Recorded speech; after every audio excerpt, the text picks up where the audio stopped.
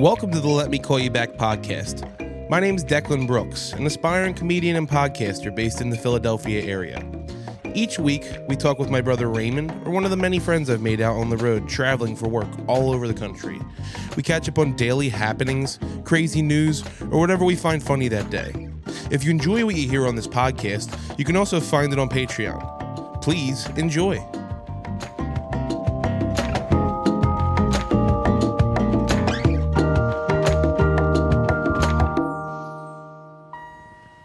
Welcome back. We are doing another episode in the truck here. I actually have it set up properly with mics and headphones this time, so we're here to have some fun. I have a good friend here with me this week. One of my favorites I've met in the scene. Always showed me love. Always been friendly. You're always happy when you meet a good old head. So give it up for I would say that you're one of my favorite old heads that I ran into in the scene, Lump. I appreciate it. Shout out to him. Give it up for Mr. Lump Hamilton, right? Yes, not just Lump. Life's Ugly Money Problem. The Hamilton is cool. I actually added that because it was like a Facebook name. When I put Lump in, they won't let you just put one name. So they was like, well, we need a last name. And so I went with a moniker that a bunch of people know me from. Oh, that's hilarious. So Lump Hamilton, but now it's always been your stage name? Yes. Well, my stage name has always been Lump. So I used to rap years and years ago, early 2000s. Nothing heavy. Like I didn't even me and my cousin made mixtapes on we stole beats and made little mixtapes or whatever, a little couple CDs. We ain't do nothing major. And then when I started doing comedy, I kept the name Lump. And what's it come from? What's it? So my rap name was Lumpy Hunch. And then when I stopped rapping, I just kept the Lump part. And then when I started doing stand-up, I didn't want to use my real name. And so I just kept Lump. Yeah. And I had a child at that time, and I like to make acronyms. So it became Life's Ugly Money Problem. I love that. And that's what Lump stands for. And some people think I'm putting myself down with that. But I feel like I would be the same person with 20 cents in my pocket that I would have with $20 million. You know what I'm saying? I'm the same person and the same type of the helping spirit. For me, I know this. I'm just as helpful to people and just as willing to help people, whether I'm like super flush or broke as shit. You know what I mean? Like, I mean, if I'm not going to bake the pie for you, but I'll help you get the ingredients. I ain't gonna come out of pocket for people, but I definitely am obviously gonna Yeah, I could tell you, I could put you on game, but I'm not going to give you the game. Yeah. Now, I would say this. We're in, speaking of the game, Philadelphia's comedy scene can be a little ruthless sometimes. I think Lump's 100% always showed me love when I walk in the room. If you're in the scene and you're looking for a friendly face or someone to give you some advice, don't be afraid. If you hear the name Lump, that's someone you should go to or be okay with saying hi to. If I would put it like, don't go to him and start asking questions. I'm not saying look for Lump.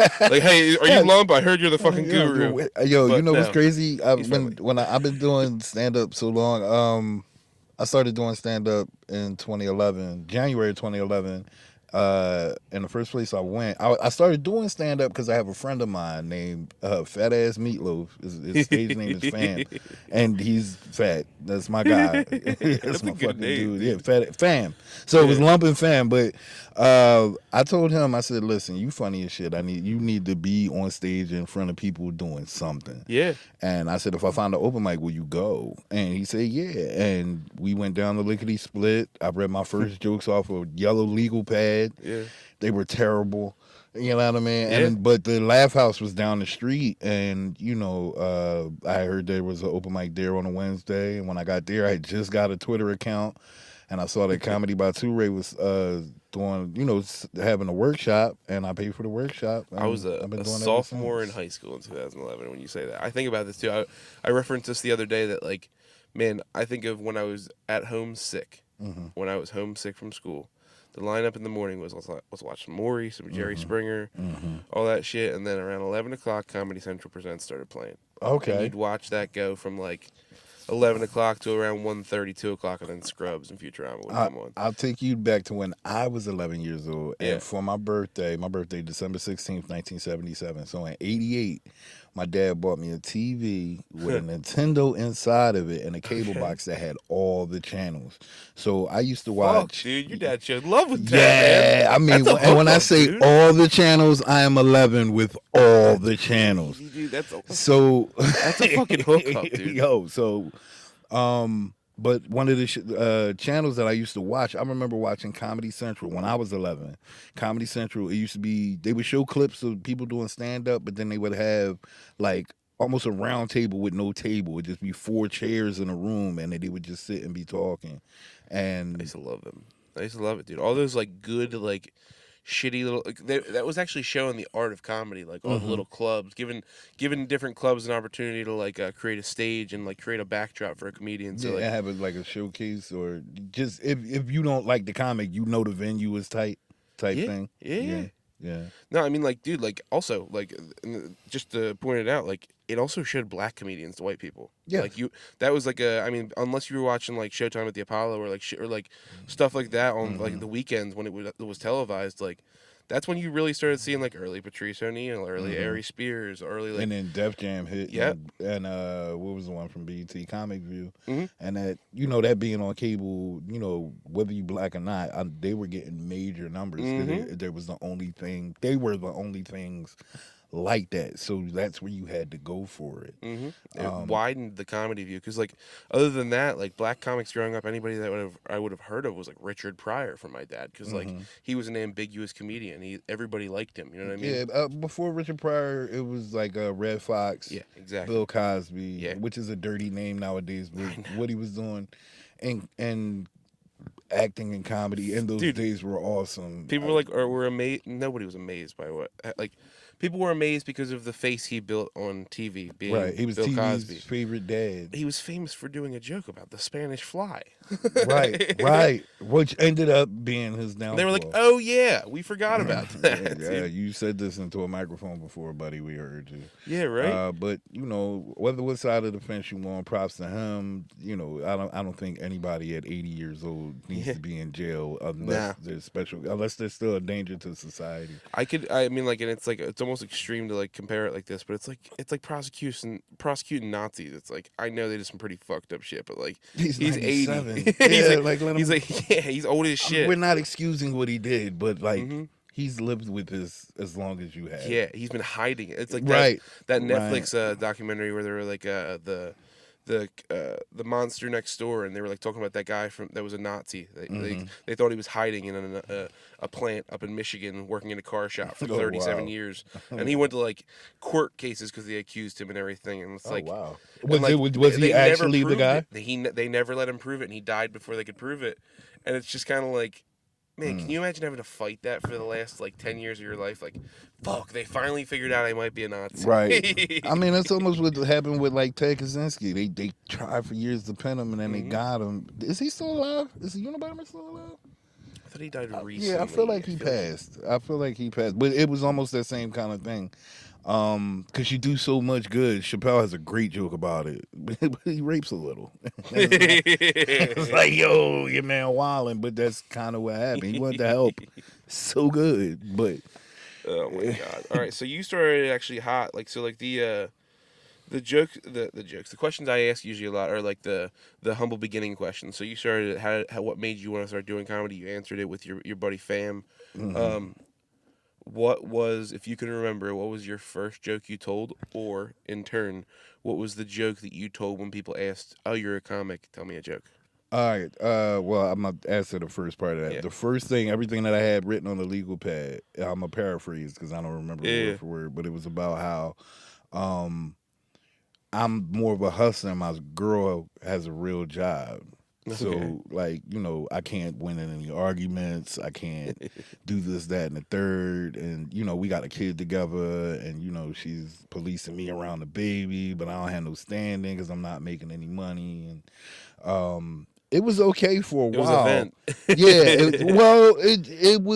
it was more of a run-on sentence because I was saying it mockingly. We were on some 50-50. Yeah. And she always had her half. I had this one joke about how and this actually happened, how we was in bed one night arguing, and she was like, "There's not enough food in the refrigerator, and there's no the cable not paid for." And I'm like, "Yo, the electricity is off. Why are you yelling at me about other things?" Like, and then I just I went from that. I always been like a witty cat. Like I did a lot of poetry when I was a young Yeah. boy. I read books on etiquette. I Yeah. had a dad. You know what I'm saying? So Yeah. I always been like sharp. And my dad and his brother, my uncle Ernie, rest in peace to him. We just buried him a couple weeks ago. But him and my dad, they were fierce. They would play what they called the dozens, and they would cut on you at any time. And like they were both deacons in the church. And my uncle Ron, rest in peace to him, whenever he caught the Holy Spirit, he would stand up, and he was like about 6'4", and he had this big wide wingspan. Yeah. And every time we would after church, we would go all eat dinner as a family, Yeah. and they'd be talking about the airplane. The Uncle Ron was the airplane. He about to take off. Yup, there you go. He said it's cruising altitude, and while the preacher's preaching, it's just wild. You been from the city your whole life? One more time. Wilmington. Okay, all right. No, I didn't hear you. Oh, I thought you said Wilmington. Have you been from the city your whole life? Yes, I was born here in 1977. My father told me What part of the where. I'm from West Philly. Okay, but I claim Southwest because as a teenager, that's where I started living and grew up. But Southwest is part of West, so I'm West Philly through and through. But I did live not too far from where we're at. We're near Front and Girard. I used to live at 6th and Cecil B. Moore on Marshall Street, and I went to like elementary school here. I went to like Ludlow, which is at like 4th and Master. Yeah. And then St. Boniface, which ain't around no more. St. Michael's, which is at 2nd and Jefferson, that ain't around no more. And I graduated from Mastbaum in 1995. Okay. Yeah. How old were you in 1995? I was born in 95. I was born in Nazareth Hospital in 95. My family's from Frankfurt.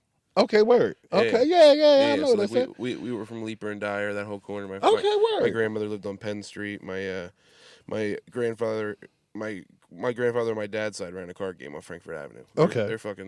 They're the K and A. My whole family was K and A Irish. Like fair enough. When it meant something. Yeah, when it was fucking jewelry thieves. Right.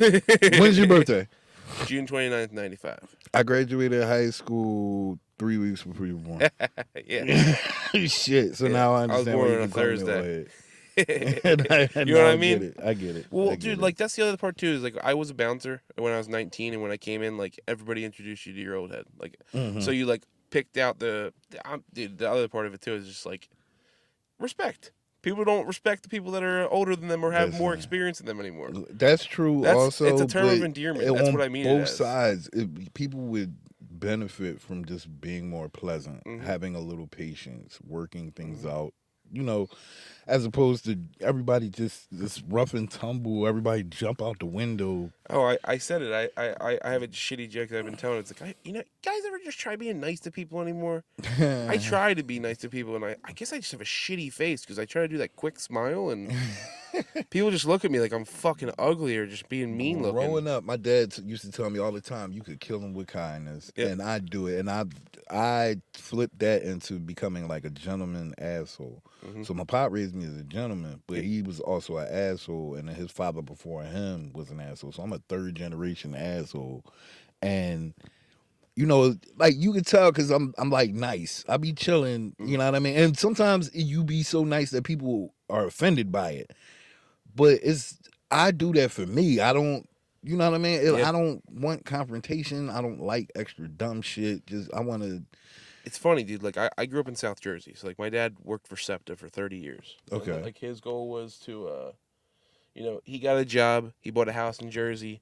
He moved his kids out of Philly. He raised them outside of Philly. That was his plan. Right, and he got it done. And my dad was a neighborhood kid. My mom just grew up in a very humble Italian household, so like she raised us with kill him with kindness and be respectful. Right. My dad was a neighborhood kid, and on the weekends he got all fucking wild. You know what I mean? So like he didn't. So y'all got to be rough and tumble. Yeah, at like times, we would go back to Philly all the time. We would grow up with our family and be around the people that he grew up with, and like it. Right. You get the two sides of the coin. Yeah, you get to see. Like, man, you see the people that grow up in just the farmland in South Jersey with just a family that grew up in a very like similar upbringing that they're going through at that same time. It's just like it's sheltered.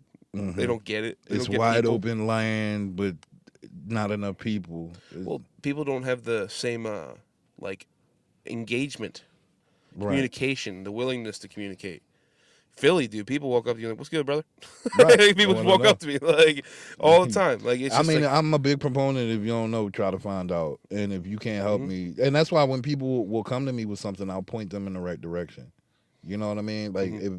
if I can't help you, I'm gonna turn you the way that you need to go. For context, we're sitting in a parking lot recording right now in my truck, and I'm laughing because I'm just watching people. They're like bugging because they think they're about to get towed. We're just sitting here fucking recording, chilling. This girl is looking all. I feel like she doesn't even know where her car's at. Right. Like, And she might be that drunk though. she's just checking cars and license plates and shit. Yeah, I don't like it. I'm glad my car's not Waiting in for her the to come up, front like, lane. do you belong here? I'm like, bitch, I don't belong anywhere. I don't think she's speaking English. Yeah, hope Just- she doesn't bother us. nah, she's not. Fuck. The way she dressed, she's not coming to a work truck. So you brought this up earlier. I am blessed with the opportunity of traveling outside the city. If you've been saying you want to get out of the city and do more comedy, where would you go if you could right now? What's your place you want Oh to go? shit! If I had like lots of money and could just do what I want, Yeah. more than likely the first place I would visit would be either L.A. or Vegas. Okay. Good choices of options because And the reasons why are like there's this thing in stand-up comedy where if you're in a city and you are killing and rule that city, you still got to go to another city and let them stamp you, and then when you come home it's like, all right, well, somebody else approved it as well. Well, this was something I learned in the beginning, like when I started. I started in Connecticut, and then I came home to Philly and met all you guys. So my Connecticut jokes weren't working in Philly. And then I was like, all right, well, fucking, let me see what jokes I got to write in Philly that are going to be funny. So they started being funny in Philly. And then Right. I'd go on the road and it'd be like, this shit's not funny in Connecticut now. Right, It's like, you got to craft it so yeah. that it's... So like you learn to tell jokes that are going to be funny in every room. That's the goal. Yes. It's like get received by everybody. Listen, when I first started doing It's fun. stand up, I took the workshop and everything, and they give you direction and tell you certain things. One of the things, I come up with a lot of stuff for stand up, and it's not even a rule. One of my things is everything that I say into a microphone or to a crowd, anybody over the age of 16 should be able to understand. Yeah. And that's even coming from me, and my brand of stand-up is intelligent stupidity. Yeah. Like, I have a lot of quick hitting one-liners that I could hit you with, or I could tell you a story and melt your soul that way. But either way, I'm slow walking you to hell. I It's also a lot of misdirection. appreciate people that have put the priority in layman's, putting people like making it understandable immediately. Like, Yes. Given layman's terms immediately. Like it's just like, dude, like, because I am a person that I grew up, like, dude, for instance, in Philly, you go down to South Philly, you'll talk to somebody and they'll tell you the entire depth and detail of how they bought cigarettes today. You know what I mean? Yes. Like, brother, I had to go see my fucking grandmother and she's fucking dying. She's got cancer. Her sister's been pissing on her seat. Like, you know what I mean? Like, And I still haven't gotten a square. I'm just trying to get out to the market. Man. So I finally got cigarettes, and then this yokel almost ran me over on the corner, fucking dickhead. Like that shit's when people hear our accent and our voice, people all the time, like, I'll walk up on a stage in another city and they'll just be like, "You're from Philadelphia, aren't you?" I'm like, "How'd you know?" They're like, "Dude, the O's and the A's and the U's." And I'm like, "I'm sorry, I can't help it." Nah, you know what? I saw somebody, it floated around social media for a while. They're like, yo, Philly doesn't have an accent. Remember, Philly was the first capital of the United States of America. So y'all had to come from us. You know what I'm saying? So that's how I feel and about nobody that. followed it. They were like, "Yeah, we're not fucking talking." Yeah, Like that, yeah, we're gonna change it. But Can you imagine if the founding fathers were like, "Yo, get in here, sign this, dude." then they got a dude. They got some dude from Louisiana Purchase, and he just steps in like, "Oh, geez, what? Come on!" He's like, "You damn Yankees are fucking wild, dude. Get over here, before I slap you with one of these joints." Yeah, could you imagine? Yo, Thomas. Could you imagine Bill Franklin? Yo, Thomas. Yo, Ben, get out the Yo, bathroom. come fucking hit this joint right here. You gonna hit that? And that's how they came up with John Hancock. Go ahead, put your John Oh my Hancock on God, there. man. He put it there first. Philly was just making slang too. Yeah.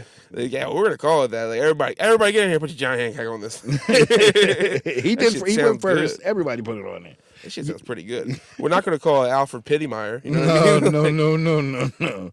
Yeah, go home and tell your wife to get you the old John Hancock. We're definitely not calling it Ralph Shits and Dicks. I mean, dude, he was from Delaware. Oh, wow, the first date. First dickhead. Dude, can you imagine? I wonder if that's like how... Dude, where did the word dickhead, obviously, like, came from? Just people in Philly being like, what if I told this guy his head looked like a wiener? Like, but like, there had to be like a fucking like In professor. Philly, like, in some places, those are fighting words. Oh, you mean Archibald Dickenhead? Yeah. German Oh, you family. They mean were settled up in Strawberry Mansion. Richard Knobhead? Yeah, I actually said this the other day. I don't know if I said this in one of the episodes yet, but I have a coworker in my company that his name is Dick Cravens. Whoa. And he goes by Dick Cravens. Like, I think it's spelled like Kravens. That Dick Cravens. And like we're asking questions like, it's not Richard. He's like, no, he wrote Dick on his paperwork. Like, buddy, that's commitment. That is call me Dick. That is a perfect porn name. Dick. Here's two other perfect porn names. There used to be a basketball player for the for the Sixers, won a championship with him in '83. His name is Mo Cheeks. Oh yeah, absolutely. Mo Cheeks would be the Maurice perfect. Yeah, and then the other one is of course the easiest one, Magic Johnson. Yep. Magic Johnson is the greatest wasted porn name ever. Somebody did that for him. He was like, that's too much of a layup. I think I'm just gonna play basketball. Yeah, I'm 6'9", 220, and I run like a gazelle. Let's put these skills to actual use. Yeah, dude. You know, it's like actually like people always talk about like, oh, I grew up in the wrong generation. Like the '60s, I don't think they were gonna have like 6'8" black dudes in porn. I gotta be honest with you. You don't think so? I don't know, man. I didn't see a lot of those. That's how the height of the centers was. I feel like all the fucking porns I saw from the '60s and '70s was like bad mustaches, a ton of bush, yeah. Shitty, Well, no, shitty titties. Well, I think there was underground, and I could be wrong about this, so don't quote. You think Magic Johnson says that? He's like, bro, I wish I grew up in the 2000s. I would have been the best porn star. I think that there was like a porn revolution underground before black exploitation popped out, and I think.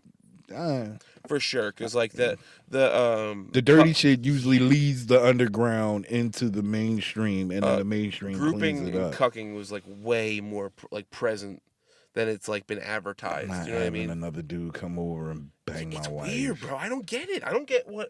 All right, and this is not for me. This is not for me or about me. It might be coke culture. You would assume that's where it comes from, right? Yeah, it has to do something with drugs. But this, and this is not for me or about me. But I understand voyeurs. I understand somebody wanting to watch somebody have sex. I understand. It couldn't be me with my woman, but I understand where somebody could do that. But all that extra, like helping yourself to something after the act is yeah, that's where you lost me. Dude, that's some creepy shit. Me. Chris Cotton, rest his soul. There was a comic named Chris Cotton. He used to have a joke. It was one of the dirtiest jokes ever. And he was talking about how he was watching this porn, and it was like it was a black dude, white chick, and he's banging a chick, and he like pulls out and he nuts on her stomach, and then out of nowhere, a dude that was sitting off in the corner just comes over and licks it off her stomach. He said he slammed the fucking laptop so hard. Closed. He was like, no, that's not, I didn't want to see. It's like seeing a ghost. Right. I just not. Like, I didn't even believe in ghosts. Yeah, I didn't now. even What just know happened? that was a thing or an option. Oh my God. Yeah. It's too much. That's interesting, man. I mean, like, and I always love talking to people that actually got to grow up around the city the whole time. Like, you got to be around, like, a pretty cool, like, experience and, like, generation of comedians that came through Philly. That's definitely a cool. I saw your fucking picture on the wall at Raven the other day, and I was like, Lump's the fucking the man, dog. I'm not the only man, though. There's a bunch of comics way. You've been around a lot of them, though. It's cool. Yes. The thing, I never was a like clout chaser, and I still kind of am not that way today. No. I'm trying to get my digital footprint out. The humble energy radiates from Lump, if you're ever wondering. I try, man. I talk my shit when it's time. Like if I fucking kill or, you know what I'm saying, on stage, because I'm not a murderer. Unless we're talking about talking in the mics. Or if we're talking about Chinese buffet, I'll kill it. Yes, I kill it. I definitely go to the Chinese buffet. Really, yeah. Get real high, get right to it. But you know, it's I don't know. You get back what you give out, and so when I first started, a lot of people helped me and pointed me in the right directions for things. And then, like I said, I grew up with my dad and killing with kindness. And sometimes you never really hurt yourself killing people with kindness, because people see you being polite and kind, and they would rather offer you help than push you aside or talk bad about you, even though that does happen. You know what I mean? I don't. People I always don't have compare the. energy to a bucket of water. And like Hmm. if you go around giving out little bits of your water every day, you're not gonna have enough to put out your own fires at the end of the day. And I truthfully don't think that I don't Nah. think that honestly that kindness has anything to do with the water in your bucket. No, I really it think kind of doesn't. It's more so the acts, it's like they always say it the takes more muscles to frown than smile. which is probably It's a correct. lesser effort to But we're create a only talking positive about experience. 42 to 33 or something like Yeah, I know. that. Yeah, You know, exactly. it's not that much. I know. So I understand curmudgeons because you can. I've seen people say the wildest shit, Hmm. looking frowned upset, but it was the happiest they've been all day. You know what I mean? For Like real. you gotta, if you understand and read people, or you know what I'm saying, been around enough people to know that everybody, not all of us are all the same. You can group certain people together. I think this will be a good question actually when I think about it. What thinking of not all being the same. Obviously you've been around Philly comics that have gotten huge spots. Who's actually your favorite comedian you think you've seen since 2011 in the city? That probably they don't like and like I'm Oh not expecting you to be like, "Oh, man. Shane Gillis was amazing." I'm expecting you to be like, "Man, you never heard about this guy, Uh, but he was the shit."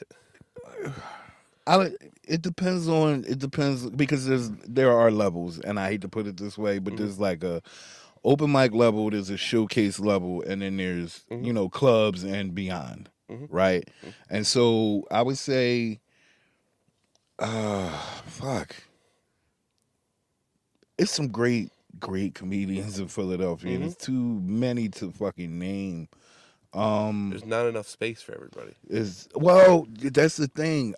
When I took the comedy class, I could sit here and name my classmates, but I'm not Mhm. going to. Yeah. Yeah. Um, Did you take two race class? yes, Yeah, I took the I've been course. thinking about taking it because I really vibe with their Well, shit. here's the thing. Right now, what they have is the Philly Comedy College, and Yeah. that's from 2016 on. Two Ray was doing the comedy, his comedy workshop at the Laugh House, and so that's Okay. where I took it. Because Laugh And House isn't there anymore, right? no, the Yeah. Laugh House closed basically July 4th, 2013. And the last show was one of the most beautiful things ever. I ended up staying in that building. They were supposed to do two shows. They added a third one. Kev was there. Everybody. So I've seen a lot of fucking comedy, and without batting an eyelash, the bar none best comic in Philly since I've been doing stand up in 2011 is basically my mentor. Is Two Ray Gordon. He's the I hear you know what I very mean. positive things about Ture. And this is not like dick hopping No, I've or heard it from talk like everybody. this nigga. Like I hate that I said that word, but this this fucking guy Yeah. has been doing stand up for 30 years, and he cooks. Like he just Yeah. cooks. You give him 5 minutes, you give him 50 minutes, he's gonna Bro, you know who fucking does that cook. shit in Baltimore? Tony Woods. Tony Woods is Tony Woods also a just be fucking monster. chilling in Baltimore, man. He's an he's a He walks into mics and monster. he's like, I'm going to do an hour real quick. And they're like, please Yeah, do it. yes, come. Please. Yes. And well, he's from what, DC. Yeah, but I guess he And lives then in D.C., but he hangs out the in Baltimore one, a lot. yeah, Because, the like, one from Baltimore is Timmy Hall, in my opinion. Timmy Hall yeah, is a monster. there's some fucking monsters all up and down the East Coast. Yeah, there are. There's a cool dude. Have you met Dwayne White? Check me share that guy before. I just posted him. He's a vet that's been touring all over. He does like Oh, USO the guy shows. that you were looking for spots Yeah, for. he I don't think when he's supposed to be here, and I don't remember when that was. I think I looked at that and I was like, either I'm booked already and on the show I couldn't get him on, or I'm out of he's a town. DC comic, and he's just like Mhm. he's doing his thing traveling, and I'm like, man, you run into really funny people in different places all the time. Like for one, like I met this kid in Minnesota that was just on Don't Tell Philly Okay. like the week before I met him, Oh, word. and I can't break into that. I don't know how to get it. I I've don't either. sent them tapes. I've sent them Same. emails.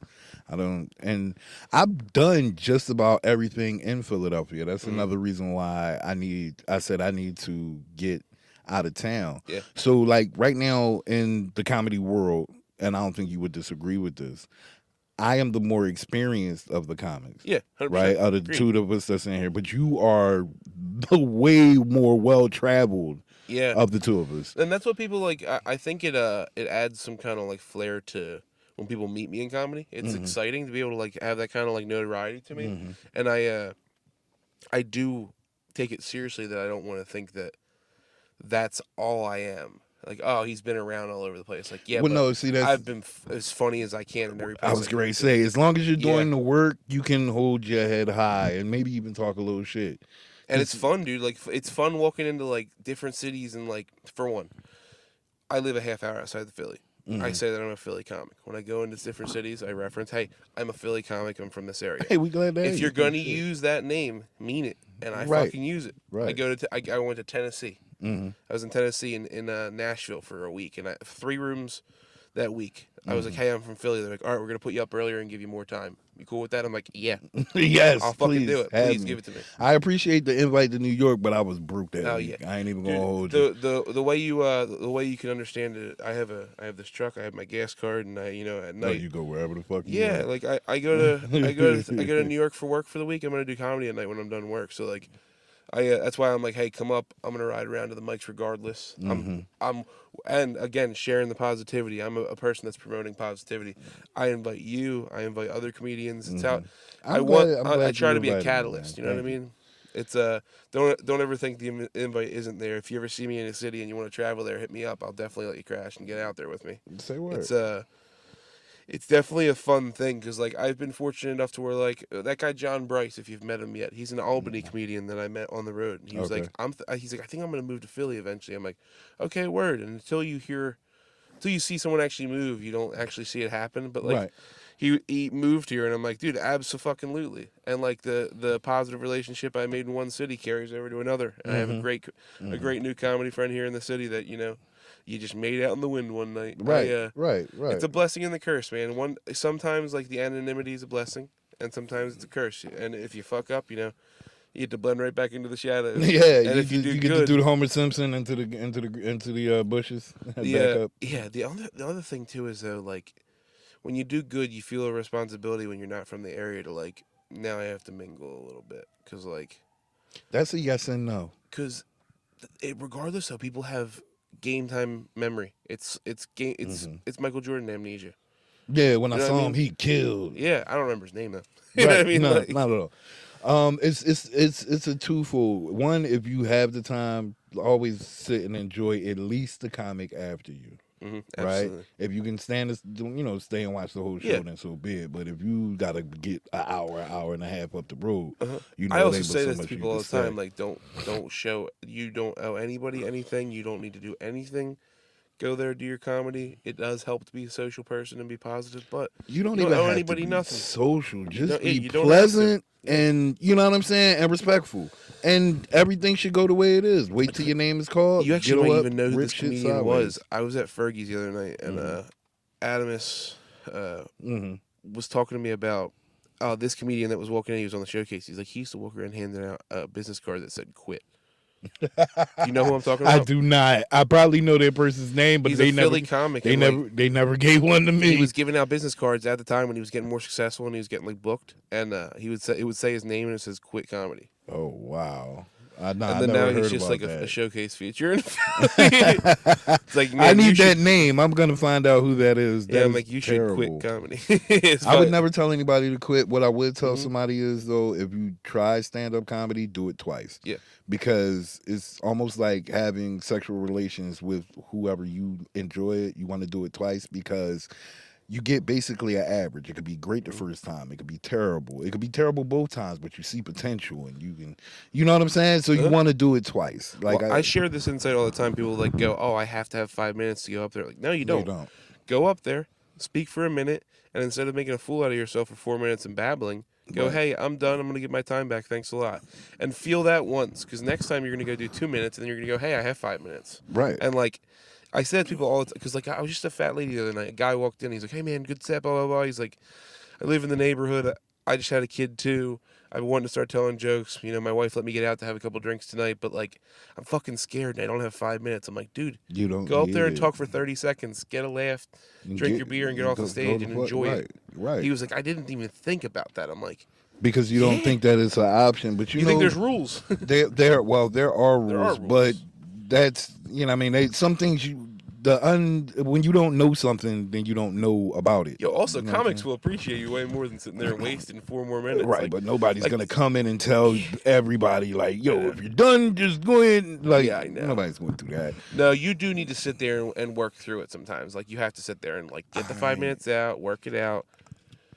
It's a fucking process, man. Like the one thing that's really cool is seeing all the different processes. Like, there's so many different ways to do this shit. Agreed. Do you consider yourself a person that's good at your recall? Like, are you good at your memory?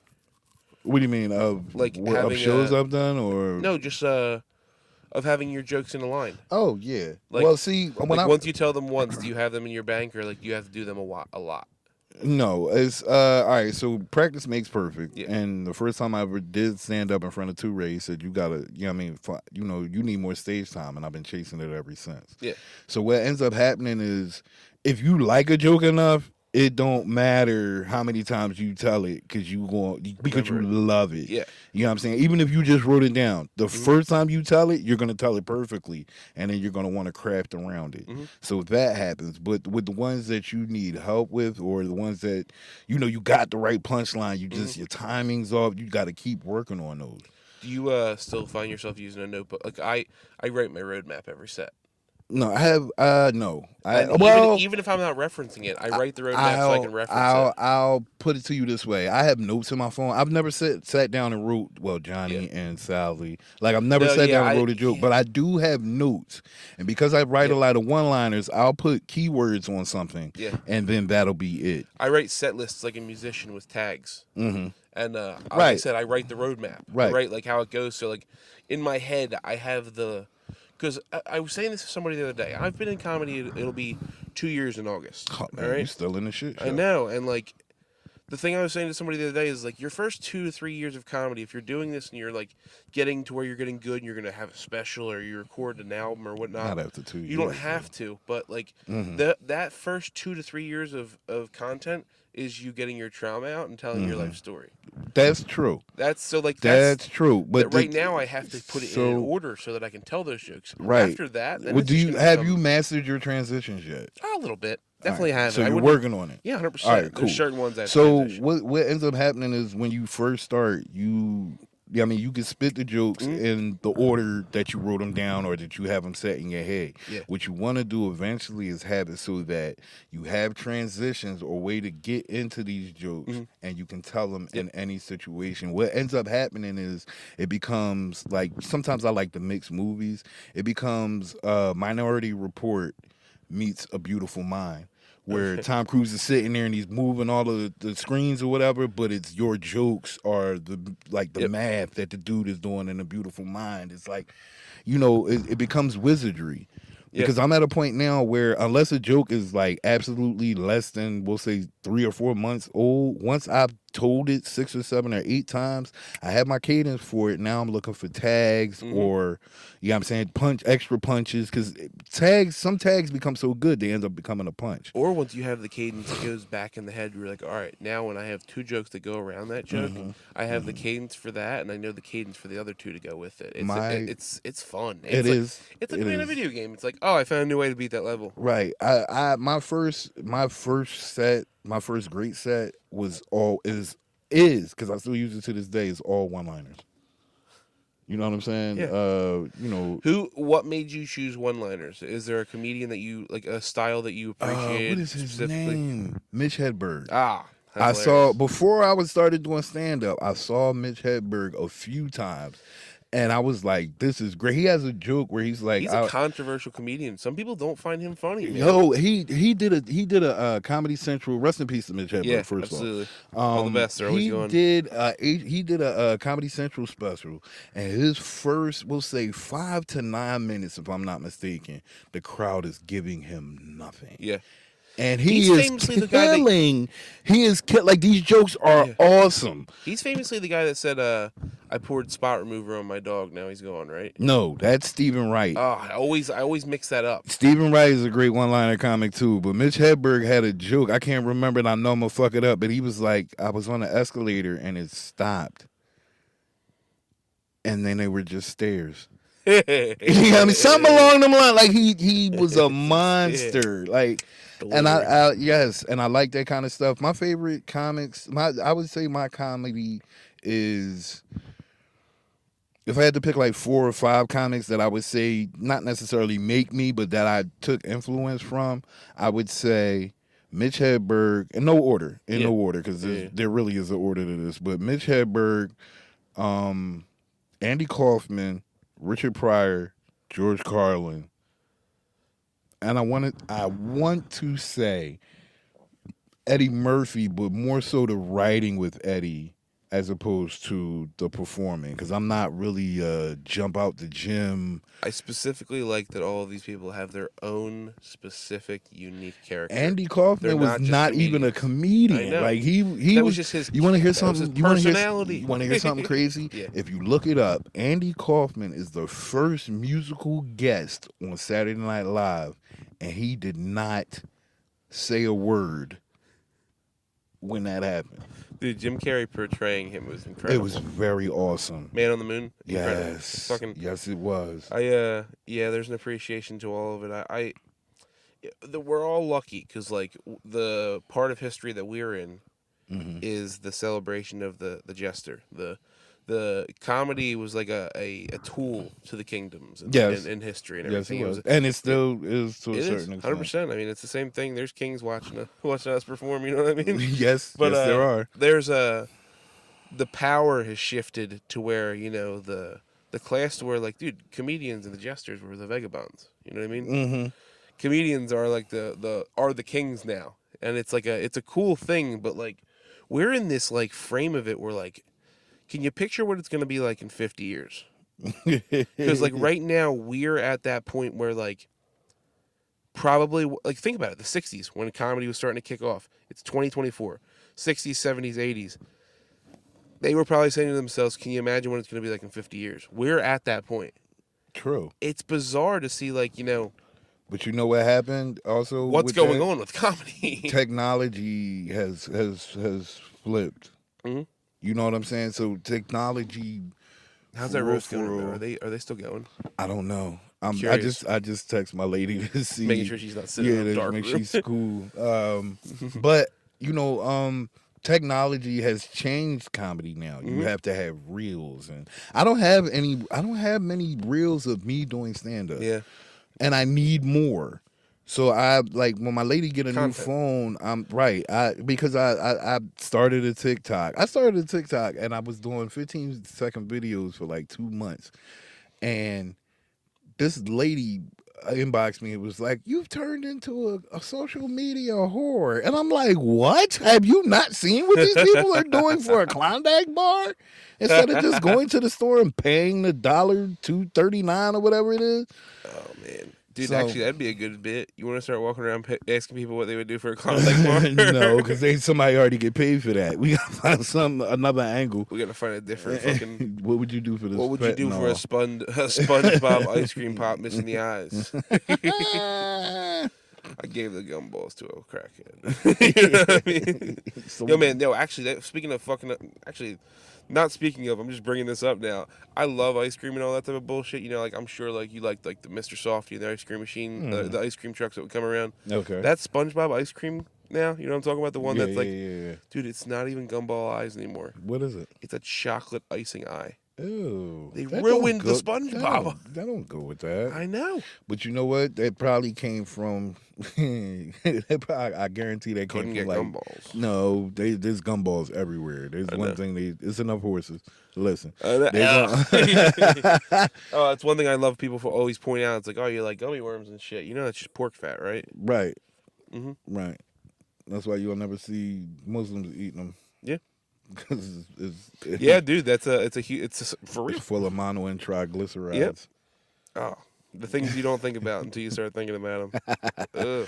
Yo, I was at a smoke shop the other day or yesterday. Yeah, no, the other day, and we went in and they had Twizzler flavored candles.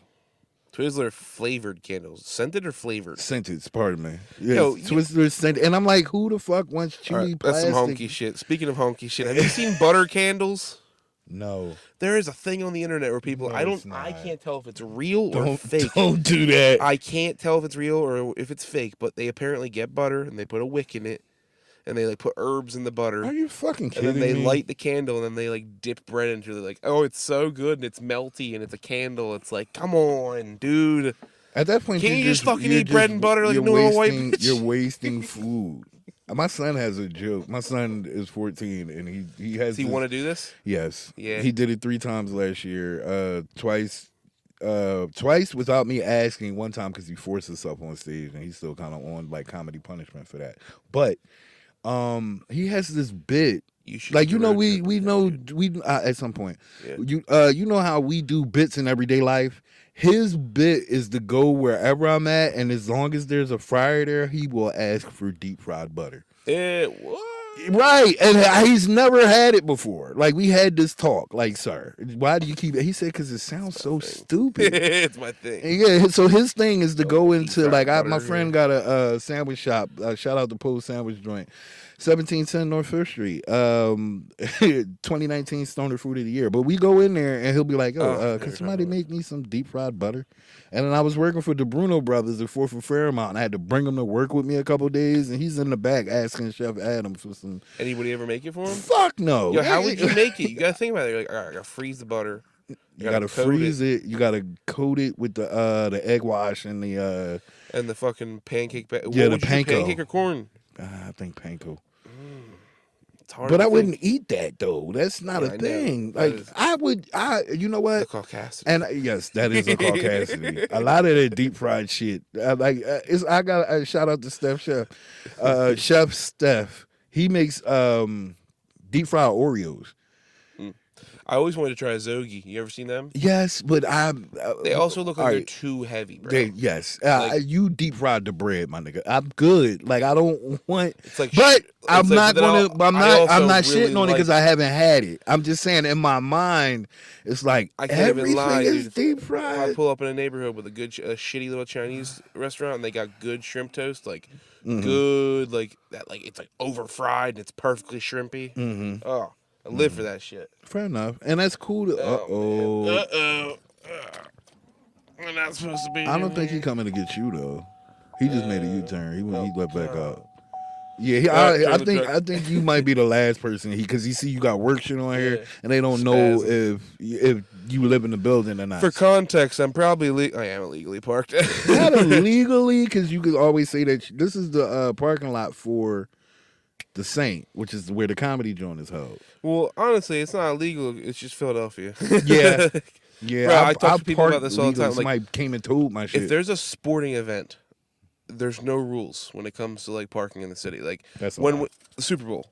I'm talking about like those events. There's like major events where like the city shuts down and shit. There's like no rules, it seems, when it comes to, like, because I parked a pickup truck in the middle of Marconi Plaza in fucking South Philly. Like, yeah, I was going to say that's the only place in the city that shit works. But I don't know. They must got pictures of the original founding fathers naked or some shit, because they got this parking deal where they can park in the middle of the street. Then they got angle parkings or something. And I'm not hating on South Philly. I'm just saying the only other place that I've seen that in Philly is like Fifth and It's because they protected the Christopher Columbus statue. Man, they ripped that shit down. They get this shit out of here.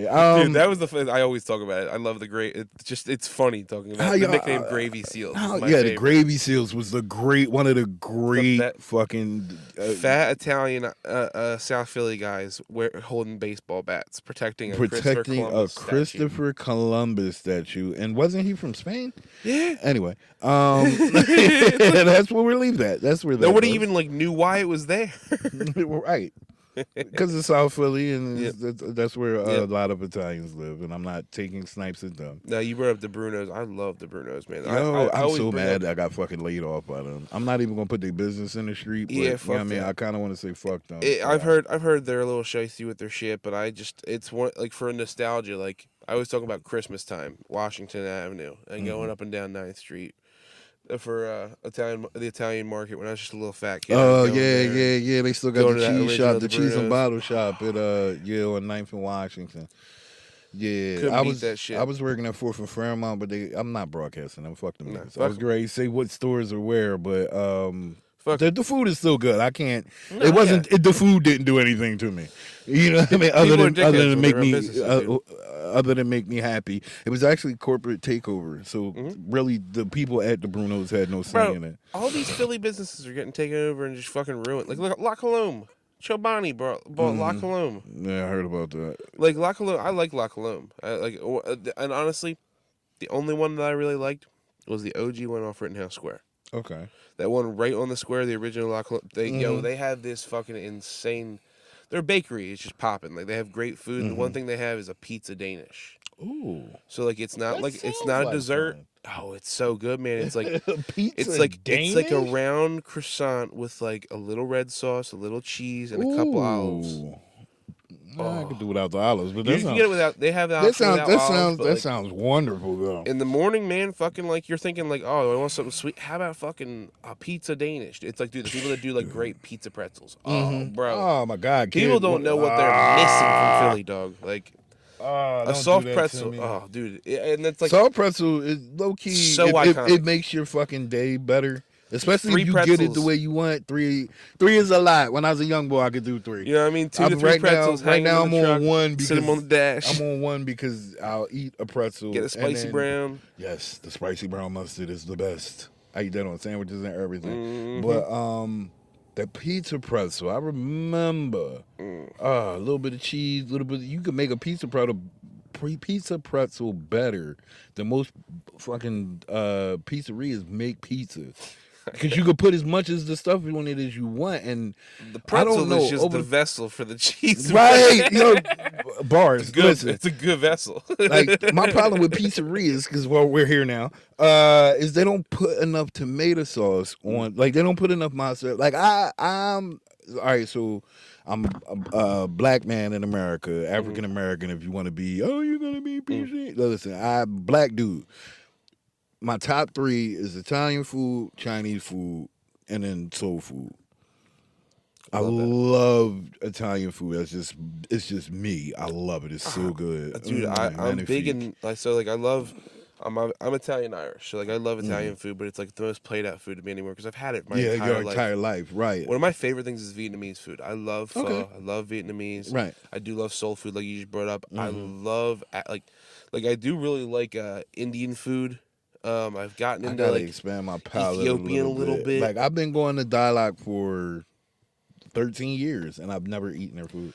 Have you gone so being in Philly? I always reference this place on here, and I recommend it to people all the time. The South Philly Asian Market in FDR Park. Down No, I've never been. FDR Park on Saturdays and Sundays from April 2nd until the end of October. There's this outdoor market. Really? Bro, if you're looking for a good spot to pull up with a girl, smoke a blunt and go walk around and get fucking any different type of Asian food you can think of. They have fucking fried egg rolls, fried fish, fried everything, cooked sticky rice, fresh fish. Like it's an outdoor like wet style market plus barbecue. I appreciate you telling me this. One of my favorite foods is a stuffed chicken wing, and people have heard me talk about this. What is a stuffed? Talk to me. What is this? Now, see, I don't get excited about much, but you just fucked my world up. This shit, dude. You got my. I've said you this you got me 10 times. Fucked dude. up on this one. What is a stuffed chicken wing? All right, so these little Cambodian women, they take a fucking knife and they take a whole chicken wing, flat, everything's still connected, not chopped up. Okay. They fucking turn it inside out and take the bones out. Okay, I'm with you so far. The meat's all still inside of it. And now it's an emperor's pocket. So then they take ground chicken, glass noodles, lemongrass, and a couple other things, put it inside the chicken wing, and now it's a boneless chicken wing with chicken, like it's like a chicken dumpling inside of a chicken wing that's boneless now. And you can eat it like, how the tail of the knuckle? Right. You can eat the whole thing down to the knuckle because it's boneless. Yeah, because there ain't no bone and it's all skin. And it's grilled and barbecued. It's incredible, dude. Where we getting this from? It's Southeast Asian Market. All right. You said April 2nd? April 2nd through the end of October. Okay. Every Saturday and Sunday. It's one of their most popular items, dude. I'm going to check that out. They're like $4 a piece, bro. While we trading food things, if you ever in Philly downtown, you probably know about them, though. Old Nelson's. Oh, yeah. Man. I worked around the corner from Helium. Yeah, I worked at Rittenhouse like Hotel. 3 down there. Yeah, The one on 20th. Yeah, 20th Street. Yeah, that's the main one. When I first started doing stand up, I would come. I would go to Nasty. I get Raven. that seafood salad from there. Oh yeah, you are nasty. I get But seafood salad and avocado. Here's the thing. You gotta ask him when was it made. Yep. You gotta ask that. Like I'm weird because I'll go to Wawa every now and then and get the tuna. Yo, when was the tuna? Is the tuna fresh? That's all I need to know. Tuna with provolone, some roasted red peppers, toasted roll. With Brian Fennell one day was like, "Yo, come on, I'm going to get a sandwich. You want one?" I was like, "Yeah, I'm hungry." He took me. He said, "Old Nelson's." I was like, "Whoa, Nelson's? What's that?" Man, he took me around there. Great soup. You could order the fuck. Yes, great. Oh my god, the soup is so good. You can order sandwich any way you want it, and mine is potato toast, Cooper sharp cheese, maple honey turkey, black pepper, oregano, spicy mustard. Cut it in half for me. Toast it every now and then. Every now and then I'll tell them to toast bread. I would do a white bread toast. Oh, and a little bit of lettuce. A little bit. I'm not big on tomatoes, but a little bit of lettuce. I would do white roll toasted, seafood salad, avocado, hot peppers, usually a provolone or a Swiss. Okay. I don't. You know what? Can we have this discussion? Certain cheeses I won't like. I don't eat. Even though they taste good, I won't eat them because they smell off. Sweet, it's a Swiss. Yes, and sometimes every now and then provolone be smelling like feet. Yeah, the sharp provolone. Can be oh too strong. My god, that's the popular one for like Italian dishes or like roast pork, which is the. But when you cook it, I don't know how to say it. It agrees or it melts into the food and you don't get that taste that I'm talking about. It's not like an aftertaste. It's more of a as you're eating it. It's umami. It's that pungency of odor. Pungency. There you go. And I can't. I even though it tastes good, I can't. I get it. I understand. I want no parts. Dude, I'm weird. I'm weird with textures and like for instance, you brought up tomatoes for a long time. I grew up Italian, so like we had gardens. We used to pick tomatoes. There was like an 8 to 10 year stretch in my life where tomatoes were your life. Disgusted me. No, disgusted me. Like they tasted like a acidic, shitty watermelon. The texture was off. Well, you do know that it is a fruit. Yeah, I know. Okay, but I just couldn't do it. That, I couldn't enjoy it anymore. I could eat sauce. I could eat ketchup. I couldn't eat a physical tomato. When I first started cooking, so I also cook as well. So I used to. What's your favorite thing to cook? I ain't gonna hold you. It's like a little soul food meal. It's I get boneless chicken breast, and then I Italian dressing, Italian season, a little bit of orange juice, a little bit of lemon juice. I let it marinate for about 20 minutes to 2 hours. Nice. Pour it in the pan, put it in the oven, and maybe 2.5 hours. Well, not 2.5 hours. About an hour and a half, 375. Slow cooking. I like it building, wrapped in aluminum foil, and then with that, some gotta have a vegetable, gotta have. For me, I'm a bread eater, so I like stuffing. How I have that, and then either biscuits or garlic bread. You're the cook in the house. Am I the cook in the house? Like if you guys are having dinner, like say you're gonna cook something in the house, are you the default? Like, oh yeah, I'll cook something, babe. I'm not default, but I'll put it to you like this: me and my lady, been in a relationship 6-7 months now. Yeah. And the other day, she went shopping. Yeah. For the house, and I come in and I ain't been working. But I've been doing the best I can to help and contribute or whatever. Yeah. And she was like, "Yo, can you cook me a steak?" I was like, "Sure." She was like, "You want me to come season it?" "Oh, please come season it the way that you like it. I will cook it." You know what I mean? I don't have no problem cooking. I don't have no problem doing the dishes after she cooks. I don't have a problem doing the dishes after I cook. I like cooking. Like I do too. Like for instance, I love. So you've seen that I like fishing, hunting, all that shit. Yeah. The part of it that I like is sharing. Like when you catch enough of stuff that you have a surplus where you can have a fish fry or you can cook a bunch of meat. Just enough for the family, or you know what I mean. That's call your brother, you come through, or wife. That's why I'm into. I'm into hunting, and I want to start hunting more so I can start taking more venison because I have friends that give me deer often. Okay. So I've recently got like 15 pounds of deer from one of my buddies, and he's giving me all these different things like deer sausage, and he gave me these deer steaks that were like they were like big sirloin rounds. They look like almost look like London broils, and I was like, I'm not gonna cook these like a steak. I'm gonna slow cook them. Yo, you put them fucking things in a crock pot. I put them in a glass dish pan. I've had it a couple times. Does it taste a little gamey? Dude, it depends on where like people are harvesting their shit from, but I honestly would say that most of the time it compares very much to beef. Okay. It depends on how you cook it. Depends on how much fat and like butter and stuff you use into it. Right. If it's a leaner cut and you cook stuff wrong, yeah, you'll get a little bit of a gaminess to it, but it rarely has a heavy game taste to me, dude. I've been loving it. Like I did a pot, so that steak I did a pot roast style, glass dish in the oven. Okay. 245. I just seasoned it, put a little butter on top, put onion soup mix in it, and then I put carrots and Oh, so you cook for real? yeah, and I slow roasted the shit for Word. 2 hours, covered it, and roasted it for another hour, covered and everything, and like then I shredded it like pot roast. Yeah, you turn it with a fork and it just fall apart. And then I put it over that's mashed my potatoes. I'm my lady. I'm trying to either so I'm gonna good. make it or she gonna make it. It's some pepper steak coming. I love me some pepper steak, dude. Yeah, with like my a girl beef loves stew. my girl loves. I'm sneaky with like what I'm good at. So like I'm good at like slow cooking and a full meal, but I'm also very good at improvising. My mom was very good at like pulling stuff out of the cabinet and making dinner in a snap. Okay. So like for instance, yesterday we got that. I had frozen meatballs in the freezer. I took them out. All right, I cooked them real quick. Made a gravy real quick. Made those into Swedish meatballs. Made mac and cheese, and I put Swedish meatballs over mac and cheese. My girls.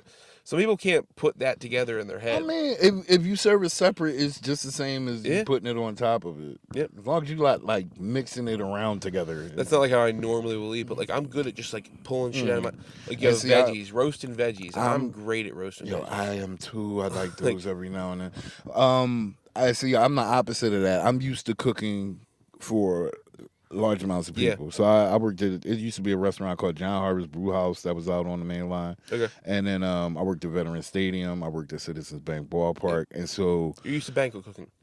say that one more time. Banquet cooking.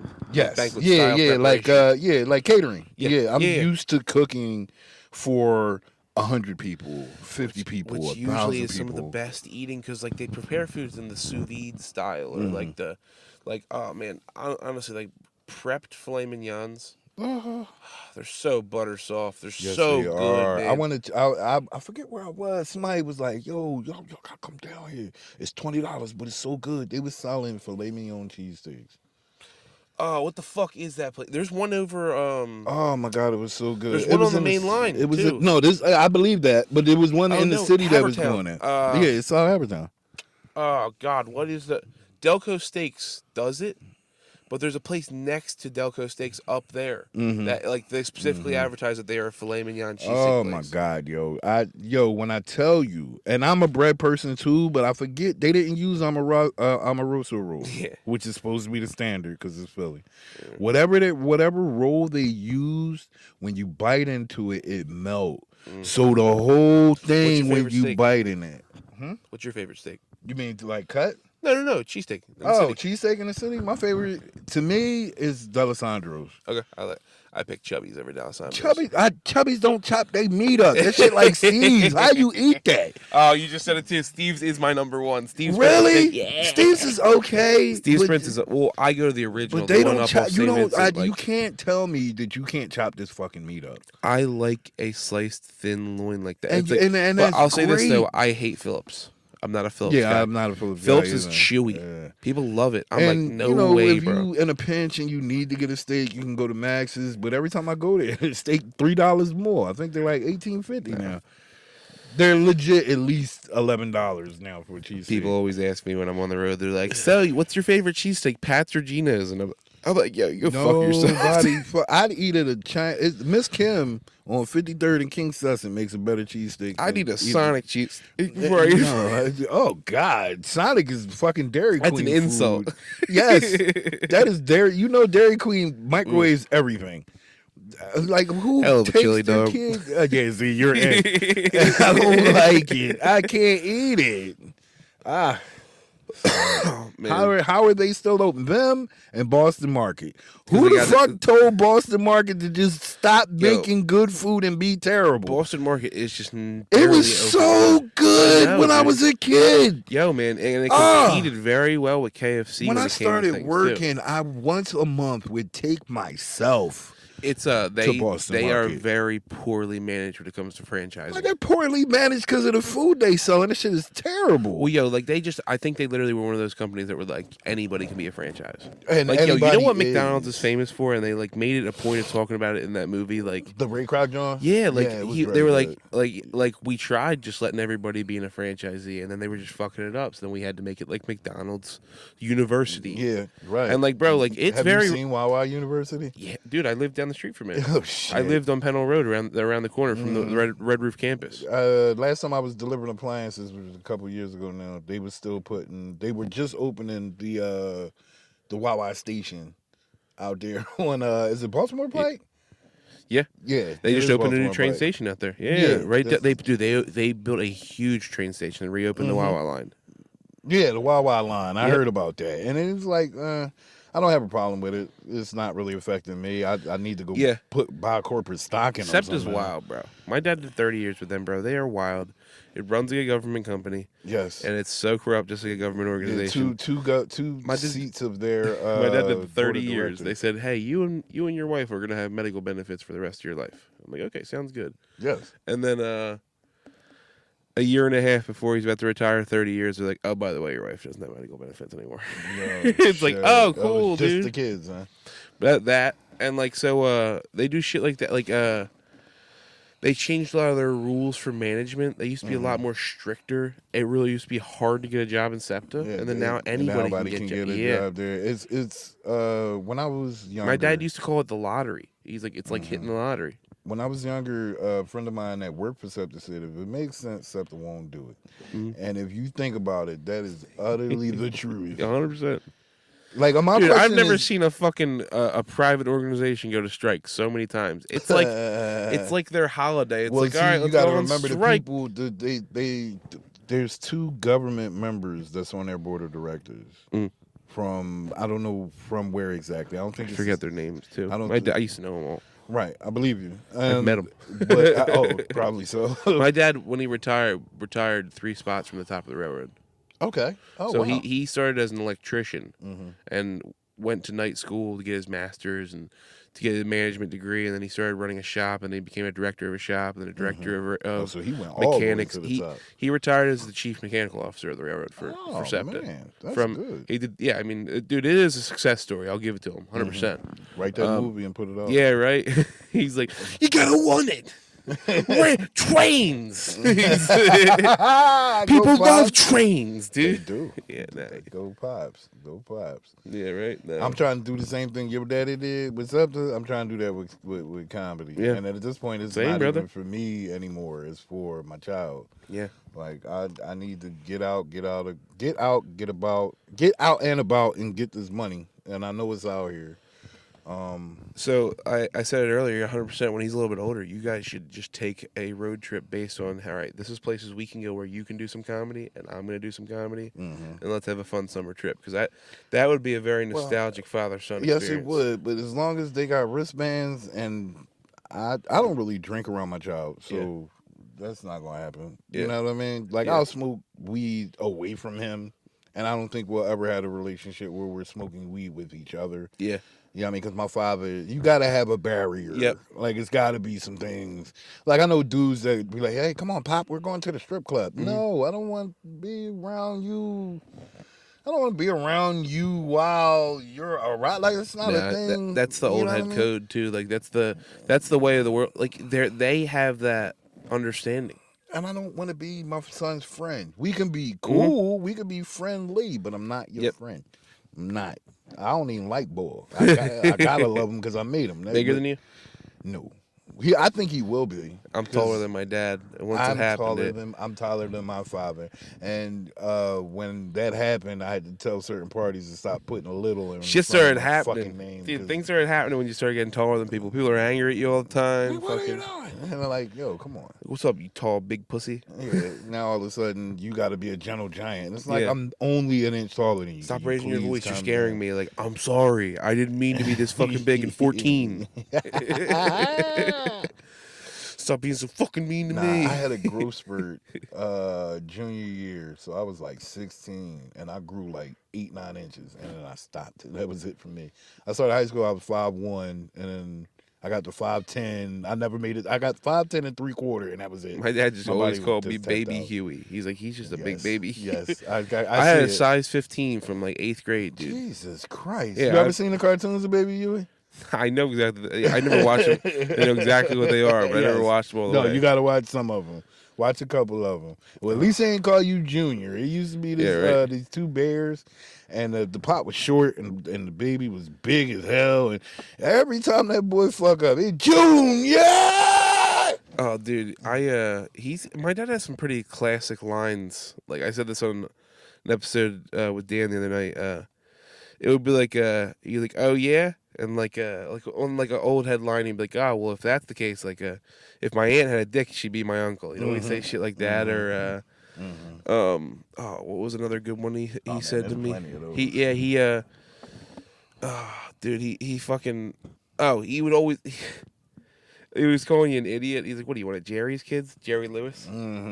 Did you ever hear that line? I always laughed at that, dude. I'm like, I love that Yeah, you're they just trying to calling me say retarded. yeah, he's saying you got. But the thing is, when they say that, they don't mean the kids They with the don't mean- muscular dystrophy. Yeah. He means you're fucking retarded. Yep. So here's and I'm in a one-liner competition coming up this Sunday at Johnny Brenda's. Nice. But this is one of the one-liners, right? And I'm not going to say the word because I'm not disrespectful. I don't want to disrespect the audience. But my name is Lump. Lump is an acronym. It means life's ugly money problem. I create acronyms. So one of them is like OWL. You ever been cursed out by an owl? No. OWL is a acronym. It means old white lady. Okay. All right. So like cute. Cute is an acronym. It means completely ugly towards everything. And then the last acronym, I'm not going to say the word, but it basically means can't understand normal thinking. Yeah, it's funny. In my head, when you started saying acronyms, I was just thinking of "See you next Tuesday." Right, and I saw that when I first went for that one, everybody was like, "Yeah, they already got it. See you next Tuesday." But the C, But that doesn't make any sense, right? Because C starts with S. So also, that's why are not we gonna it. see him next Tuesday? But they were just trying to put the letters together. But if you think about it, can't understand normal thinking is a better acronym for that. Yeah, that's funny, man. That's fucking funny, dude. I like it. One-liners are fun. It forces you to. You got to get it There's all no out. found because, like, for instance, my experience of just the things you force yourself into your public speaking. When I was in high school, I took a public speaking and debate class. Oh wow. The term "laying a quick foundation" is laying the grounds for a story. There is nothing with that one-liners. You kind of have to make it all in, like, it's like the movie The Prestige. He explains the first act, the demonstration, and the prestige are like the third act of the joke. Like, Right. It's all one experience. But it's all in one quick pow. Yeah, it's powerful. I only have safe sex and bank vaults. The left hook. Right. Yeah, It's that's a funny. body shot. It's a body shot. Yeah, it's a liver shot. Yeah. You punch It's somebody meant and to be they effective in one point. punch you in your pancreas and you shit yourself. That's funny, dude. I only have safe sex. Erectile dysfunction jokes are never hard. It's just one, just bang. And I've been doing this forever. I've always had and I got that from my father, snap wit, and my son has it too. This boy is quick. Like one day I went to go pick him up. He told my dad, showed this girl a video of a strobe light on my phone, and she enjoyed it so much that when she saw it, she instantly began breakdancing. And I told him, I said, I can't tell that joke on stage. I can tell that joke on stage, but I'm not going. I'm gonna wait because if I find out you stole that from somewhere, me and you gonna fist fight. Dude, oh man, dude, like it cracks me up, like the people that will steal jokes. I saw a fucking guy. I know that a guy did the fucking. He acted like this was his joke. He's like, my dad always used to say to me, "Quit jerking off so much, you're gonna go blind." And he said, "I'm over here, Pop." How many times have you heard that joke, dude? I feel like I just couldn't believe someone said it on stage. there's rules to this shit. Yeah, and then there's unwritten rules. And one of the unwritten rules is open. Are street jokes open opportunity? Well, the thing is, we call them stock jokes. Yeah. So stock jokes are jokes that you know are funny, but you can't take credit for them because they've been said Yeah. So many times. But you can say them. Right. Okay. There was this stock joke, and I was trying to think of it because somebody told it to me, and I enjoyed the joke so much. So there's a there's a car on the highway, right? And they're on Route 25, right? Yeah. And they're rolling really slowly, and so a cop comes up, pulls them over, and he goes up to the window, and when they roll it down, it's a group of, it's like two nuns and two fathers, right? And the cop says, well, can I ask you why you're going so slow?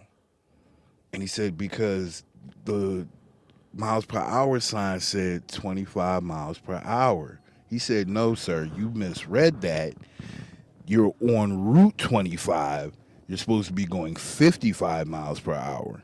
And he looks in the back of the car, and the two nuns are back there, and they're disheveled. And he said, wow, is everything okay, ladies? And the one nun picks her head up and says, yeah, he just got off Route 101. Right? That's a stock joke. Yeah. You know what I mean? Yeah. Like street. Yeah. I want my, and I'll admit this here, and it's not going to matter. My closing joke is a Little Johnny joke. Little Johnny. Why do I know who that is? There used to be years ago. Well, they still around. You could Google them or look them up. There were Little Johnny jokes, that you can, you know what I'm saying, that were quick hitters, but they all involved the same character. So Little Johnny goes to the store, goes to the school and tells the teacher, guess what I have in my pocket? And she says, I don't know. He said, you can guess. It's hard with a head on it. And she sends him to the principal's office. He said, no, ma'am, it's just a quarter. You know what I mean? Yeah. That's funny. Right. And so I kind of took that and remixed it and made my penny joke. Yeah. You know what I'm saying? My imagination joke. Like, yeah. So, you know, it's they're fair game if you got a banger. Because I didn't realize it was a Little Johnny joke until I was at the Stress Factory one night, and I killed. But that's my closing joke. So I told it, and I got off stage. Which one? The New Jersey one, Vinny's and yeah, and New Brunswick. Yeah. So I'm up there, and they have chocolate sundaes. The first night I did comedy was a Stress Factory in Bridgeport. That's why I asked. Okay. They got Talent and Tommy Too Smooth. I'm actually supposed to be there the 31st. And so they go up.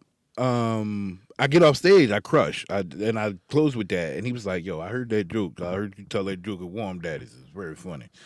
And that's my best Talent impression because he got like a deep, mellow voice. It's like the black version of Harry Callis. Like when he talks, it's just smooth. And he's like, "I saw that joke. That joke, it's a Little Johnny joke." And I'm like, "Who the fuck is Little Johnny?" In my head, I didn't say that out loud because to me, he's like a legend. I'm not going, question it. And then I looked it up and I was like, "Oh shit." So I don't even know where I got that from. Yeah. But I was like, yo, I'm going to change it. It's mine now. Yep. And it's mine. Nobody can, you know what I'm saying? I put it on enough shit to where somebody, if you hear somebody telling that joke, tell it your way too. Totally. There's one thing that I like, I was trying to think in my head one night. I was like, I heard a guy tell a really good joke and I was like, man, I travel so much. I was like, what if I did tell someone else's joke? But in my head, I'm like, I can't tell somebody's inflection. I can't tell somebody else's delivery. Because I would really have to study somebody, and I would have to actually think their joke was that funny that I can tell it. I can tell it. There was a time in comedy where, excuse me, there was one joke that I would tell, and it was somebody else's. But I had their permission to tell that joke because we were working on it. Well, I've had people start a joke, and it creates a premise in my head, and like, you can't get rid of it. Yeah, or like, to be honest with you, like I've gone up to them and tried to tell them like, hey, you should try this tag, and they're like, yeah. No, I mean, good, thanks. Listen, and I do that too. I'm like, all right, cool, I'll tell that joke in a different way then. I don't do that. That's the part I leave be. Unless it's so in line with what I already do that I had. It's like, because I have told people like, yo, you tell something similar to what I tell, but the way you tell it, here, XYZ for that. Yeah. And if you don't use it, I'm gonna use it on the one that I have. And Yeah. they'll every now like I'm like if I open my No, mouth to tell you I would something, never tell you should someone's exact run through, but like if the premise makes sense in my head, yeah, I might rewrite a joke based off a premise I heard that. You know, like premises. I create a tag off. Dude, I tag people's jokes all all the Yes, time I in my do. head. I do it too, I and feel I give bad. it to them. I'll Yeah. inbox people with stuff. Yo, at the end, say this. Like, hey man, I hope I'm not bothering you with this, but like if you haven't had any good tags you like, here's one. Right. Yeah, I'll walk up on. I'll take a comic outside. Yo, listen. I heard what you said. Maybe add this to it. Yeah. And I give advice like people. I tell people when you receive or give advice, when you receive advice, you got to treat it like nutrition. So you have to take it in. Mm-hmm. You know what I'm saying? Get the nourishment that you can, the nutrients from it, and shit out the waste. You know what I'm saying? It could be 15%. You know what I'm saying? It could be 15% nutrition, but that's nutrition that you need. The 85%, you can just throw it away. They say 75 to 80% of the shit you eat is mostly waste. The rest of it's water, and the most of it's nutrition. Yeah. And the least of it's nutrition. Yeah. Yeah. I mean, one day they're gonna come out. They're gonna put out these fucking like they'll call them fucking space pace. And they'll have all the nutrients that you need for a meal, and you'll eat them. And then, like, yeah, you know what I'm saying? Because that we supposed to have flying cars and all that shit now. I know, apparently. dude. So all those movies advertised like these years as being one of these flying cars and shit. And the wackest shit ever in the past 10 years is fucking hoverboards. They don't fucking hover, and they're not a fucking. Bro, the board. waterproof spray for boots still don't fucking work. Oh man, that's never. You fell for that. We fell for that once in the 90s. That was I ain't ever had a hat that was really waterproof. Get the fuck out of here. All my fitteds get brown, dude.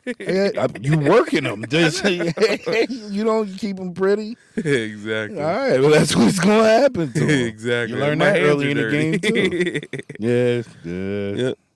Yeah, dude. All right, so let's ask a Philly question. What's your favorite thing about Philly, in your opinion? Do you love Philadelphia? I have no choice.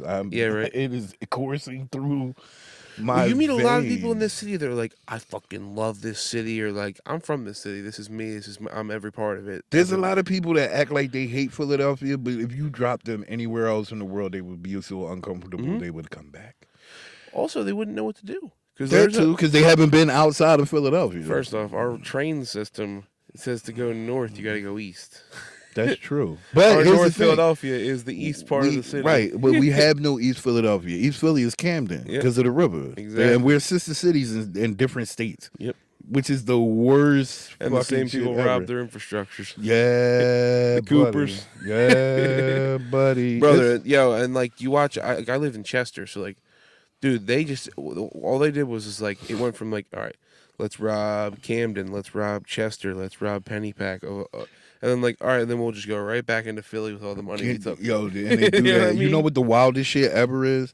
The motherfuckers built a fucking multi-million-dollar stadium next to a fucking bridge, built an off-ramp for that bitch, so them motherfuckers don't ever have to go nowhere near that city. That shit is the craziest shit. You ever go down to them games, bro? I went, Aaron Bell, props to Aaron Bell. Aaron Bell and Pete took me to a Union game last year, and I don't know their goalie's name, but they were honoring him because he was. This was like the most games. Yeah, he's good as shit. They have a great team. Like they're a very good team. They almost won something a few years ago. I think the last 2 years they've dropped it in the championships or something like that. Like they've been up there. Here's the question, right? And as a Philadelphian, this is what we have to ask ourselves. So before the Eagles won the Super Bowl, I think either the year before or 2 years before that, the Soul won the Arena League football. I know. And they had the little, what was that on? They had the parade on like Spring Garden or some shit. Yeah. All right, so if the Union win the fucking the MLS Cup, where do you have the parade? They're gonna bring it to Broad Street. They do not. You don't. That's not where that goes. I know, but they'll bring it. But that's where they would put it. Now, truthfully, though, honestly, they would have a parade down in Chester. I think so too. Would. Like just knowing the neighborhood, knowing that, because no joke, I was legit on their property today. I was fishing today. I was down right behind the Subaru lot, like the third lot. Yeah. And like their players run around on the campus. They train all in that. Like, yes, they do. It's called the Power Union Company. So when I was delivering for the Brunos, they had like an electric company in one of the buildings, but the offices and the training and all that for the union players is right there. They've completely turned that, so like, and it's taken years to like transition it from being just like where it was just the stadium and a couple little areas around it. They have that entire area locked down Oh, for now. sure. It's huge, and like For sure. plus that, like, yo man, it's just like up here, bro. Once the games turn on, somebody finds a patch of grass, they put a sign out that says $20. Oh, you getting paid for sure. Yeah, bro, and they got For like sure. 15 lots, dude. Yes, They go yes, off, they do. man. I got lost back there because they didn't have. They're an drinking, address bro. right. They're drinking like it's a Philly game. Like it's like Yo. it's like a small Phillies game shows up in Chester. The only thing that was disappointing about going to that game was that it ended in a fucking draw. That's I why. fucking hate it. That's why I don't fuck It with was soccer, the best night. It was so good. And Aaron Bell does this joke, but literally for 90 fucking minutes, whatever team they were playing, Wayne Rooney was the coach of. And they said he's drunk, he's on a bender. Wayne Rooney is a sex offender. Like, They scream this shit with drums, and you know how soccer crowds are when you see them LA on Galaxy. TV. I think it was like DC or something. yeah, the DC Dynamos. So I think it was DC, but I don't particularly remember. I was trying to think of who But- Wayne Rooney coaches for. That's funny. But as you know, shit, when you dude. see Yo. it on TV, you think, nah, that Yeah, can't we're be a like different that. breed, dude. Like, I used to go to women's basketball games at Drexel.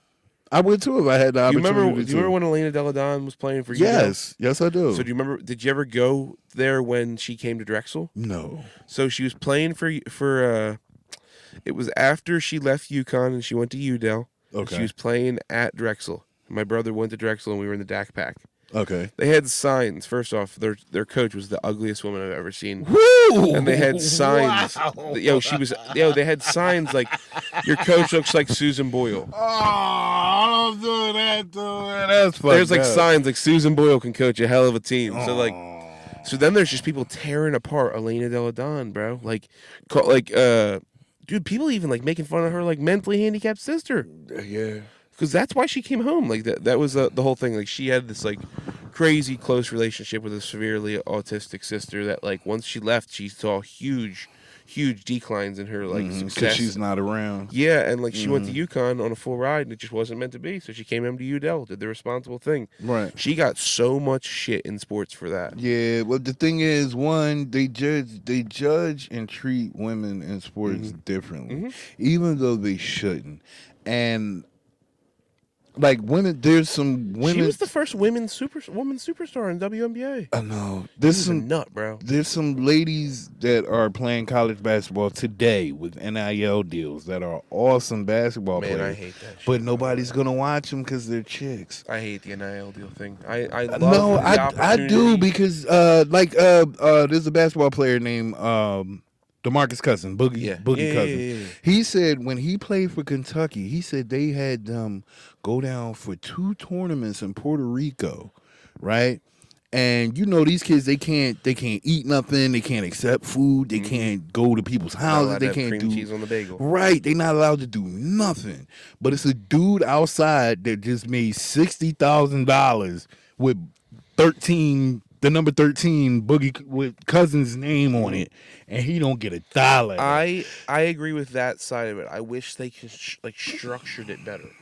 Because bro, it's wild what it's doing to kids. I mean, but think about it. The coaches got fat. Yeah. You know what I'm saying? They've Yeah. been eating for years. It is only right that this generation. And I never hate to gets fat off of it. parallel it this way, but it's almost the same as. I'm gonna get a lot of shit for this. It's almost like Don't mind. it really doesn't. But from where I'm sitting at right now, from what I'm seeing, it's almost like slavery in America, where they finally signed the Civil Rights Bill. You know what I'm saying? Because for 400 years and some change, including Jim Crow and all this other extra shit, you can't do nothing. And it's still wrong. Now, same thing. It's a perfect parallel, though. It It's makes good 100% because I'm sense. gonna tell you something else. There's Because everybody that was against it being made, they're sitting there hating on it. It's like, oh, And they're gonna have to hate, these are simple freedoms. but it's like it's not right. I'm sitting here looking at it like it looks illustrious. It does, and for some dude, it is illustrious. Yeah, somebody's having it. Like freedom Shador is already illustrious. yes, really. Shador Sanders, and this is no hate to him. Doesn't have to work a day in his life. Mm-hmm. You know, he doesn't. Just from this past season on his NIL, whatever that number was. Mm-hmm. You know what I mean? Like, and so I don't even have to go to the NFL. I can be great in college. I know it changes the dynamic, but they got free labor for so long. The only thing I hate is the incredible amount of turnover in the transfer portals. That's the thing that's something between them. So that's weird. The sport shit. That's the sport side of it. I'm not. But it creates a want to get more money. But that's the weird part. Them making the money. I'm so happy to see athletes eat. Yes. It's the I can't get the bag here. I'm gonna go get a bag over here. I mean, all right, makes sense. It's business. I was going to say, if you're 16 years old, it ruins the 4-year college experience. How? Like I look at it from I played D3 football. My head was I'm going to go play football for a college where I'm going to put 4 years in. We're going to try and win a championship. All right, that's not how. Well, go ahead. I'm sorry. But obviously college athletes, that's not the plan totally anymore. It's to be healthy, get good, get scouted, go to the league. So that was the game before there was an opportunity to make money. Now they just make money not being professional athletes. I'd rather make the money. Yeah. I mean, it's better than they do it now. Listen. A lot less hardship. If I come to your school and on top of the school giving me whatever amenities I'm supposed to get because I'm a college athlete, if I can make $200,000 on top of that, who the fuck are you to tell me I can't? True. And that's the realest thing that I can say. Yeah, 100%. I agree. Everybody's got to eat. Why would you tell a 16-year-old kid that he can't sell a car that he can't drive yet because he doesn't have his license? But they already put him on commercials because he's playing for the fucking college football team. Yeah. You know what I mean? Yeah, I agree. He's going to come in. He's going to be the freshman starter and XYZ. By the way, we got Jax over here, Jack's car lot, and we going to pay you $100,000. You know what I'm saying? The best thing that it could have done was it made everything not a black market, like a under the table illegal operation anymore. Because kids were still eating, but illegally, and then they were left to be the ones in trouble. Certain ones, like Reggie Bush, got in trouble, and they took his fucking award. That's not his fucking fault. They're the ones that get in trouble. There's nobody. That's not his fault. The people that gave the money and did the schmoozing and did the bullshit, they get in trouble in a highlight sense. But man, dude, those people usually get off a lot better than how the athletes get off. It's crazy. Yeah, this has been a good conversation. I've been having fun. It really has. It's getting late. It's 12:20. I'm happy with where we're at, man. I had a lot of fun. Plug some shit. I got March Madness at the Monkey Club on the 16th. Okay. I got the 10th at Johnny Brenda's. The 9th, I'm at Buds and Brushes in Bridgeton, New Jersey with Ricky Isn't Funny, Ricky Pachoric. These are all March dates right now, right? Yes, those are all March. In April, for some reason this episode comes out after those guys, just make sure you go look for him and check his next find me on all social media at Life's Ugly, LIFESUGLY. I just started a podcast. My first episode dropped, the No Chops podcast. Yeah, I'm sorry we didn't get to talk about it, but we've been having so much fun here, man. All I do is take my teeth out and talk shit for an hour, so we're doing good. Take your teeth out? Yeah. You got fake teeth? I don't even have them in now. That's why I asked was a visual. No, what happened was that's some real old head shit. When take my teeth out, I gotta eat pudding. When the pandemic started, they made everybody go in the house and be quarantined. I was essential, so I literally Googled a dentist and in 2018, I lost my bottom row. In 2019, I lost my top row. So I did basically a year and a half of stand-up with no fronts. So when I went... implants or full dentures? I just have dentures. Okay. And what happened was when I went, the the dentist was like, you have periodontitis, and it's basically a gum disease where all your teeth gonna fall the fuck out anyway. And I got it from my father, who got it from his mother, who it comes down the line. You know what I mean? Yeah. And so, Hereditary. yes. And so I got new teeth. I got fresh dude. chops. So when I get on stage, I got the, you know what I'm saying? I get the flex. Fuck yeah. That's really all I like. Dude, this has been fun. But no chops on. Find it on YouTube, and thank you so much, Declan, Dude, for having thank me. you for coming. And Yo, hanging, please, if you get a chance, find Declan Brooks. Find him on stage. I'm gonna start calling you Inspector Declan because that shit is funny as shit to me. I'm a Wu-Tang fan, and I love that shit. Yeah, Inspector Declan. That's yeah. Yeah, man. You need to put like a D, but have somebody draw it like a Wu W or something, or fucking get like that, or the put magnifying the glass. Inspector Gadget hat on top of a letter D. Yeah, that would be fire. Well, I've also, because I have the Declan Loves Meatballs, I've been wanting to get hats with a meatball on it. Yeah, get one with the I've meatball. been really thinking about doing the meatball. If you put the fucking hat on the Sherlock Holmes hat on the meatball, that would be fire, dog. That'd be pretty tough, dude. I don't know. You can keep that one. I don't want royalties. Hey, I'm gonna keep it. I'll give you something for it. I'll give you a hat. Yeah, I'll take that. Yeah, what do you call it? This has been fun. Hopefully, I can be on the no chops with you. I'm gonna get you on at some point, man. I haven't. My first season, I did 8 shows. The only guest that was on there was my father, and then the second season, I filmed 1. The second one is coming up this Tuesday. I got Xander Hobson, who's a comedian and a boxing aficionado, who's a military guy, and Pretty Smiles, and we're gonna sit and talk teeth. Hell yeah. Hell yeah, man. All right, hey, we're gonna wrap it up here, but I'm sure I'm gonna have you on again in the future, man. This was great. So thank you for coming on. This has been Let Me Call You Back. Guys, make sure you look for Lump on social medias and make sure you follow the pod. There's been some other stuff tossed on the Patreon, and there's been other things that have been coming out. I apologize again for all those audio issues that I had in the past couple weeks before this, but we're gonna make sure we got some consistency going forward for you guys. Quick question before we exit. Have you had your brother on the podcast? My little brother? Yes. Oh no, we did this podcast together for like the first probably 30 or 40 episodes together. Oh, okay. Yeah, cool. Raymond's kind of right. like, this podcast has turned into me being mobile, where I'm interviewing people more instead of me and him doing it together. Okay. So that's what this turned into. Every so often, go back and touch base. Sit down Absolutely, with him. I miss him, what dude. I mean? I can't wait to do an episode with him. It's been too long. Probably the last 20 episodes have been without him. So. Oh damn, Raymond, I miss you, buddy. We're gonna do one with you soon, man. Hey, Lump, thanks a lot, buddy. Thank you very much. This has been very fun. This has been Let Me Call You Back. We'll see you guys next time.